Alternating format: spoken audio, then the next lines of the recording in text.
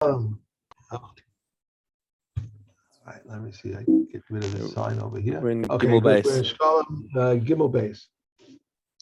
With 3 baskets of 3 saw each, they withdraw the truma from the funds of the treasury chamber. On them were written, funds in the treasury chamber. On them were written the Hebrew letters Aleph, Beis, Gimel. Rabbi Yismael says the Greek letters Aleph, Beis, Gimel were written on them. The one Alpha, who withdraws alpha, beta, gamma. Oh, I'm sorry, Alpha, Beta, Gamma. The one who withdraws the truma may not enter the treasury chamber wearing a hemmed garment, nor with a shoe or a sandal, nor with a tefillin, nor with an amulet, lest he become poor, and people might say, because of the sin of stealing from the treasury chamber, he has become impoverished. Or lest he becomes rich, and people might say he has enriched himself with the truma of the treasury chamber. For a person must please people in the same manner that he must please the omnipresent. For it is said, and you shall be guiltless before Hashem and before Israel, Numbers. And it is also said, and find favor and good understanding in the eyes of God and mankind. Right. So you got it. Yeah. By the way, I did that sentence with the wolf and let's eat grandma. Yeah. They got it like right away. They picked it up right away. I said, boy, you guys are smarter than me. I don't know. No adults can answer. Commas save lives. Gimel. Each member of Rabbi Gamliel's household would enter the treasury chamber with his half shekel between his fingers and throw it before the one drawing the truma. The one withdrawing the truma could purposely push it into the basket. The one making the withdrawal did not withdraw the truma until he had inquired, shall I withdraw the truma? And they had replied to him, withdraw, withdraw, withdraw, 3 times. So you remember some other occasions where they have this public thing where he asks the question and they say, do it, do it, do it. Remember, 3 times, right? Remember the other ones? Oh no, I know it was with the avoda. I don't remember which avoda is it. What was right? There was the Korban HaOmer, and he's saying, this kupa, this what is this? And let's do it, and the whole big thing with Rovam, chom, and then there was I think come on, what is the other one where they had this thing, do it. It might have been for the para. Sprinkling the para. I think it might have been for the para. I'm trying to remember where else there was this Rob and all coming to watch this this thing happening. What was the purpose of having to say it 3 times though? What was the purpose? Did we ever discuss that? Yeah, the 3 times the 3 times thing. Should I do it? Yeah, do it. Should I do it? Yeah, do it. Why couldn't it be just 1 or 2? Why did it have to be 3? What was behind it? I don't know if there's anything mystical about the 3, just to like whip up the crowds. And maybe there is, but I couldn't comment. All right. Right. So that's the 3. No. Do Dalit as well. We have one more. Yeah. After he had made the first truma withdrawal, he covered the remaining money with leather covers. After the second he withdrew, he covered the remaining money with leather covers. But after the third withdrawal, he did not cover the remaining money. The money is covered lest he forget and withdraw from an accumulation for which funds had already been withdrawn. He withdrew the first truma on behalf of the inhabitants of Eretz Yisrael, the second on behalf of the inhabitants of the cities surrounding it, and third on behalf of the inhabitants of Babylon, Media, and the distant countries. Right. So that's the idea, is that the money is trickling in, and he wants to make sure that he's taking from the physical money even though we said that all the money gets magically added to the treasury as soon as he takes the first one, but he wants to still take physically from the batch that came from each place. Right. Okay. Perek Dalet. Okay, so now that we've worked out how to collect it and how to take it out for usage, what do they actually spend the money on? Lochin ba tamidin. They would buy the korban tamid, musafin, and the niskeim, and all of the libations for those. Haomer, the grain for the korban haomer, shtei halechem, lechem apanim, kol korban asatzibor. All the communal sacrifices came out of the machatzis shekel. Also, Shomer Svichim B'Shvius, they would, during the Shemitah year, they would station guards all around the fields to make sure that people were not taking from the Svichim with the Paris the Paris of Hefker, okay, that the Svichim that came up by themselves. Remember, we have an Isser in Shvius to have anything that sprouts after Rosh Hashanah because of the people who would cheat and they would plant things and they would say, "Oh, look, it grew by itself." Right. So they said anything that grows that sprouts after Rosh Hashanah is Aser as Svichim. Okay, and they wanted to make sure that people didn't come and bring their animals there to graze, even because that also would is covered by the Isser. And also to inform people that this is for the Tzorech of the Mikdash. Apparently the Mikdash was not bound by this, and they would be able to bring from this produce that's growing the Korban HaOmer from on Pesach, and the Shtei Alechem from on Shavuos. Okay, because that produce has to come from new produce. You can't take it from what grew already. So the Isra of Svichim Dafka doesn't apply to these things. They have to take the Korban Omer from what sprouted since Rosh Hashanah. Okay, and in Eretz Yisrael. Okay, and also those shomrim, the shomrim who are guarding the produce, they take their salary from Machatzis shekel funds. They get paid out of that. Okay. Rabbi Yossi Omer Afarotze Misnadev Shomer Chinam. He says that it's possible for people to volunteer and to stand and to say, "I'll take a turn for nothing. I don't want to get paid. I just want to have this chus of guarding this for the Beis HaMikdash." Amrulo, they said to Rabbi Yossi, no. They dafke have to be paid. Why? It has to come from communal funds. Now, if somebody is standing there and guarding it on his own, and he's not being paid for it, then he is making a contribution effectively.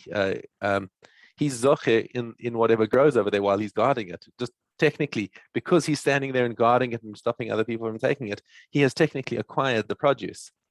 It was hefker. He's now guarding it, and that's one of the things that he can do to acquire. One of the things that you can do to acquire real estate that's hefker is by Noel Gader Poretz. If you're making a fence around it, that's one of the ways to acquire hefker real estate. So if he's standing there and guarding it, he's effectively fencing it off and saying, right, "This is mine," even though he didn't necessarily want to.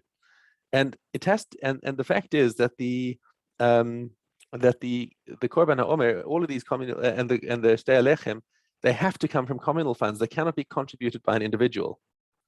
So if he comes and guards it, and then he says, "Okay, here it is for the Korban HaOmer," it's not valid because because now it's coming from one person's property and coming in, it has to be something dafka that's paid for so that it's acquired by the tzibur.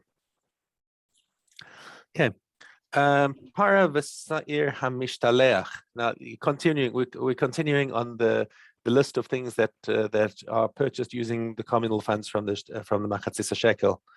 Okay, the para aduma, sa'ir mishtalech, the one for Yom Kippur, lashon shel zahoris, and the red string that gets tied onto it. Bain mitruma selishka. This all comes from the treasury here. Kevesh para v'kevesh sa'ir mishtalech. Okay, the ramp that's used for the paradum, and I remember there's that special ramp that's got multiple, you've probably seen the pictures of it that they've drawn with the ramp that comes out of the Mikdash onto Har HaZeisim with all of those arches. And the arches are all spaced, they're spaced alternating on different levels, as we've learned in Ohalos. That way you prevent the Tumas HaTahom from getting further than like the first layer. So you can make sure that nobody becomes Tameh as they're walking across the bridge. Okay. And the lashon shebein karnav, and the string that's tied between its horns. The amas hamayim.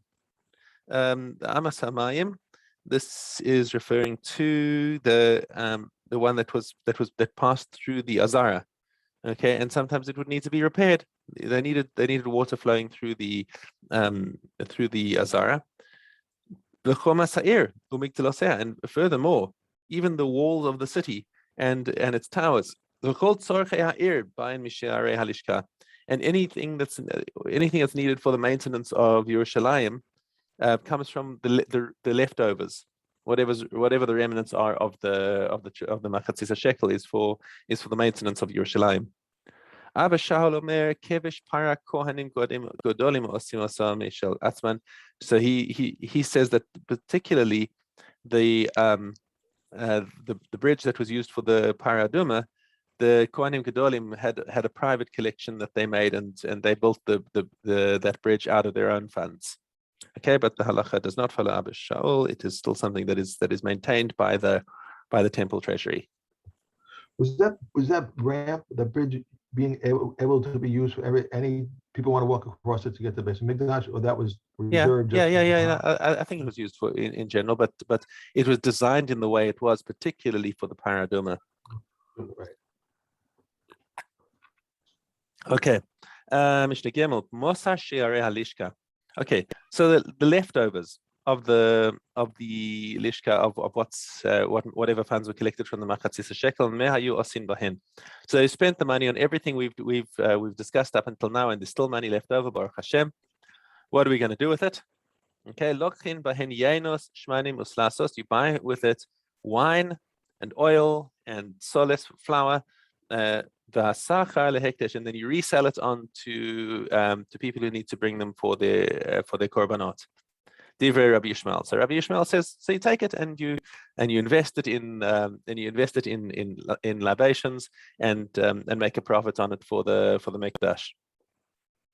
Okay.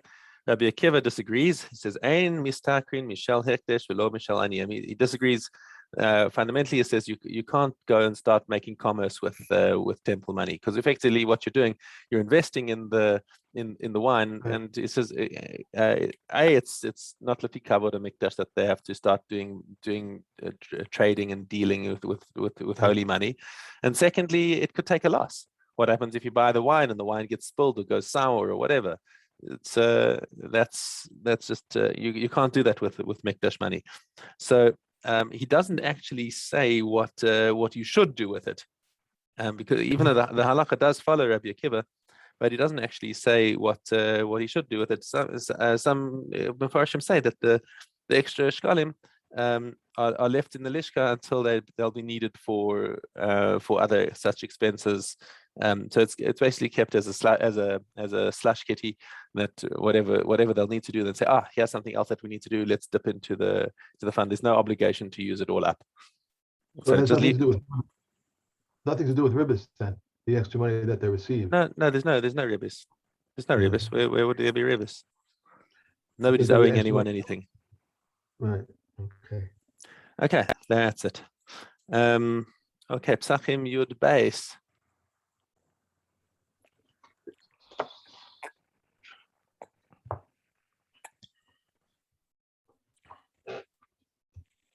They pour for him the first cup. Beis Shammai says he recites the benediction over the day, and then he recites the benediction over the wine.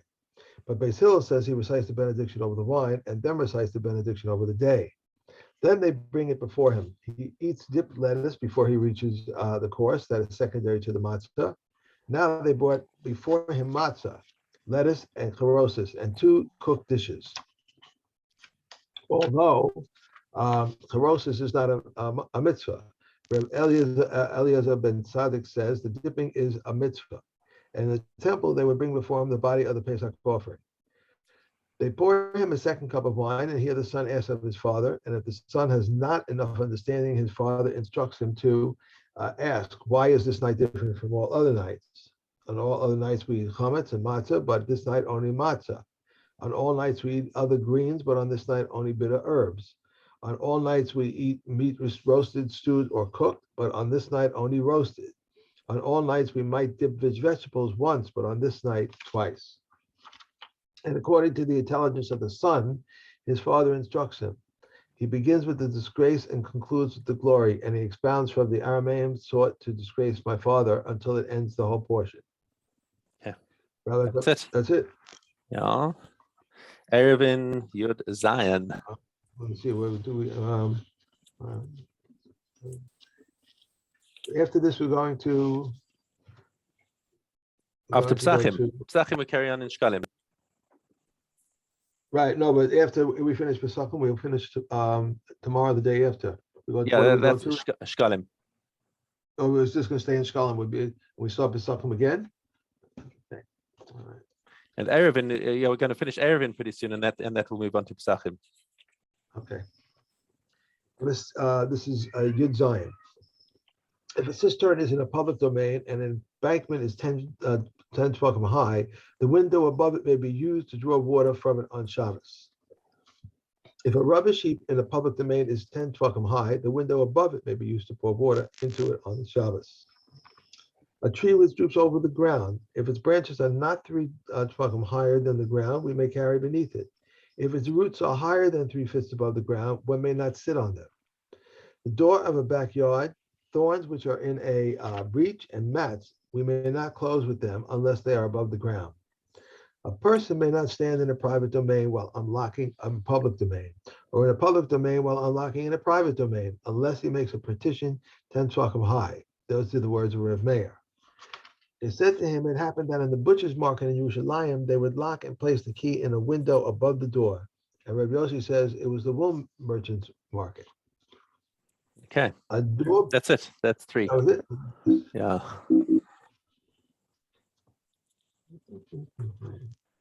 Okay. Orla Gimel Hey. If an oven was heated with shells of orla and bread was baked in it, the bread must be burned. If it became mixed up with others, it becomes void 1 in 200. If one has bundles of fenugreek of kalal hakarim, they must be burned. But if they became mixed up with others, they all must be burned. So says Rav Meir, and the Kachamim say they become voided 1 in 200. For Reb Meir used to say, whenever it is customary to count, renders holy. Whenever it is customary to count, renders holy. But the comments say only 6 things render holy. But Rabbi Akiva says 7, and they are the following: berek, nuts, pomegranates of Baden, steel jars, beet shoots, cabbages, and Greek gourds. Rabbi Akiva says the house also households as loaves. Whatever is liable to orla is orla, and to klayim is kilei klayim. Right. Also, That's it. We've done 3. Oh, wow, I just keep moving along here. Okay. All right. Okay. Zavim Beis Gimel. I think we have one more and we're finished we're finished after this tomorrow. After Orla. Yeah. Then we move on to Bikurim. Okay. Base Gimel. Base Gimel. Someone who has a seminal emission does not become tamei through a zav emission for the following 24 hours. Rabbi Yossi says only that day. Regarding a non-Jew who has a seminal emission and then converted, he can immediately become tamei through a zav emission. Regarding a woman who has a discharge of blood and a woman who has a difficult labor, a 24-hour period, and regarding the day for 2 days, for someone who strikes a slave, it is a 24-hour period. And regarding a dog which ate flesh of a corpse for 3 24-hour periods, the flesh is in its natural state. A zav contaminates a couch in one of 5 ways, rendering the couch able to contaminate a man, to contaminate his clothing, by the zav standing on it, sitting on it, lying on it, hanging on it, or leaning on it.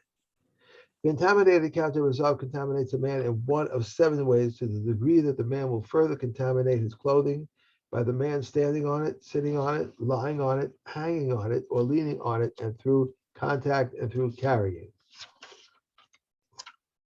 If a zav and a tahor person sat together in a boat or raft, or rode together on an animal, even though their clothes do not touch, the clothes of the tahor person become contaminated with midras tumah.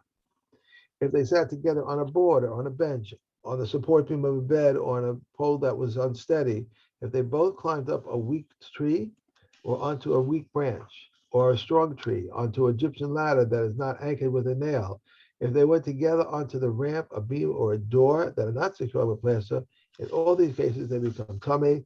Rabbi Yehuda rules them tahor. If together a zav and a tahor person close the door or open Okay, it, no, that's it. That's 3. that was 3. Yeah. Okay. Okay, tomorrow. Base. Regarding an individual's katas whose owner received atonement, it must be left to die. But communal chatos, whose owners have received atonement, are not left to die. Rabbi Yehuda says they must be left to die. Rabbi Shimon said, just as we find in regard to the offspring of a katos with the truma of a katos, and with the chatos whose owners have died, the matter was stated only regarding the chatos of an individual and not regarding a communal katos. So too with regard to a katos whose owners have received atonement and a katos whose year has passed. The matter was stated only regarding the katos of individuals, but not communal katos. In some respects, the laws of Kedoshim are more stringent than the laws of Temura. And in other respects, the laws of Temura is more stringent than the laws of Kedoshim. The Kedoshim can make a Temura, but a Temura cannot make a Temura. A community and partners can consecrate Kedoshim, but they cannot make a Temura, and we cannot consecrate a Kedoshim, fetuses and limbs, but we cannot make a Temura with them. The laws of Temura are more stringent than the laws of Kedoshim. For Temura's sanctity takes effect on a permanently blemished animal, and when the animal does not become deconsecrated with respect to being sheared and worked with. Rabbi Yossi, the son of Rabbi Yehuda, says the Torah treated an unintentional act like an intentional act with regard to Temura, but it did not treat an unintentional act like an intentional one with regard to Kedoshim. Rabbi Elazar says a mixed breed, a terefa animal, born through cesarean section, a tumtum, and androgyne do not become sanctified and do not sanctify other animals.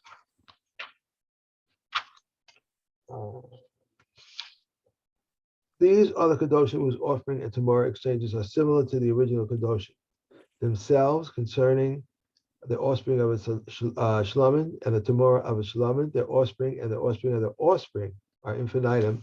These we all deem Shalamin. Thus they require leaning, libations, and the waving of the breast and thigh. Rav Elias says the offspring of a Shalamin may not be offered as a Shalamin, but the sages say it may be offered. Rav Shimon says Rav Eliezer and the sages does not disagree concerning the offspring of a Shalamin or concerning the offspring of a Truma, that it may not be offered. Concerning what they did disagree, concerning the offspring itself. Rav Eliezer says it may not be offered, whereas the Common say it may be offered. Rabbi Yeshua and Rabbi Papis testify concerning the offspring of a Shlom that it is offered as a Shlomin. Papias says that I testify that we had a cow that was a shalom and sacrifice, and we ate it on Pesach, and we ate his offspring as a shalom on the festival. In other words, on Sukkot. Right. Concerning, That's it. We're done 3. Okay. Kiddushin. Daled Gimel. all who are prohibited to enter into the congregation are allowed to intermarry with each other. Rabbi Yehuda prohibits it. Rabbi Eliezer says those who are definitely unfit with those who are definitely unfit is permitted. Those who are definitely unfit with those whose status is doubtful, whose whole status, those whose status is doubtful with those who are definitely unfit, and those whose status is doubtful with those whose status is doubtful are prohibited. Those who is doubtful and are a shisuki and founding and a kuthin. One who marries the daughter of a Kohen must investigate her through 4 mothers who are 8. Her mother, her mother's mother, her father's mother, her mother's father's mother, and her mother. Her father's mother and her mother, and her father's mother and mother. If she is the daughter of a Levi or a Yisrael, one more must be added to them. From the altar and upward is not investigated, nor from the Palestinian, from the platform and upward, nor from the Sanhedrin and upward. Anyone whose ancestors are known to have been from the public officials or from the obvious collectors may not marry them off. May what? I'm sorry, the collectors may not marry, I'm sorry. Anyone whose ancestors were known to have been from the public officials or from the charity collectors may marry off their daughters to a Kohen, and it is not necessary to investigate their descent. Remember, Rabbi Yossi said, the reason for this was because because they're in public positions where it's then as now, if you're in a position of power and the media hasn't found out any skeletons in your closet, you're okay. So people were like would call them mamzerim and whatever else because they hated the fact they were coming collecting money and whatever. But if they couldn't find any problem with their yichus, you can be sure that there's no problem with their yichus. Rabbi Yossi says anyone who is signed as a witness in the courtyard of Yishana ben Sepphoris, because Kanina ben Tigdeo says also one who is listed in the king's army. Right. The Okay. door, That's us. that's it. Oh gosh. That's us. Yeah. All right. You've been most Okay, well, enthusiastic today. Have a great day with your computers, and Thank you. I'm not ready to start work on mine yet, so I'll let you know. Have a good day. Thank you. You too. Cheers.